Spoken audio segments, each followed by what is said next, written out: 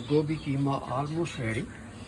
So I have to add a little bit salt, which I did. So this is still little watery, but I have to dry this water. So other than that, 5 to 7 more minutes should be ready. Here I took out tomato peel because it's not digestible. So here I'm going to add a little bit of garam masala. I'm going to sprinkle off. That's it. And now that will be cilantro.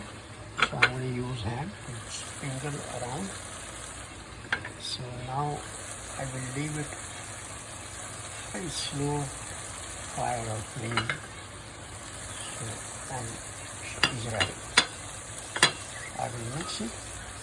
And it will go with naan, the ready-made whole wheat naan, and a little bit salad and achar, which is a fermented pickle.